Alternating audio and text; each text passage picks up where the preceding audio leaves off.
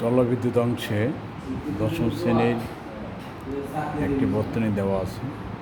এই বর্তনীটিতে দুটি রোধ R1 R2 এবং R3 দেওয়া আছে। এখানে বর্তনীর তুল্য রোধ কত?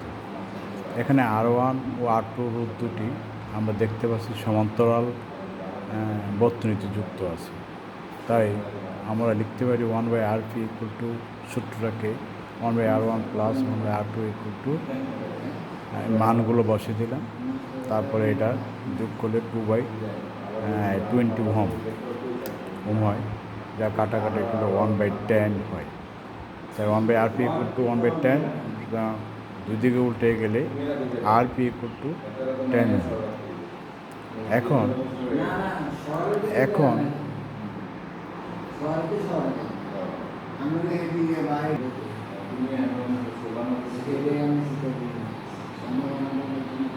এখন আবার আরপি রুটটি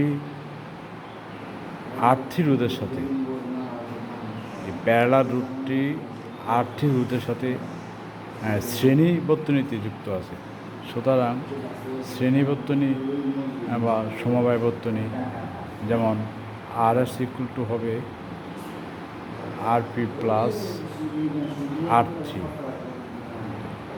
সেখানে তুল্য রূপটি দাঁড়াবে RP হলো 10 ওহম প্লাস 15 ওহম, সুতরাং হলো 35 ওহম। প্রিয় শিক্ষার্থীবৃন্দ, তোমরা এভাবেই এই গাণিতিক সমস্যাগুলো, জলবিদ্যুতের গাণিতিক সমস্যাগুলো সমাধান করতে পারবে। ধন্যবাদ সকলকে আমাদের এই ভিডিওটিকে ভালোভাবে দেখার জন্য।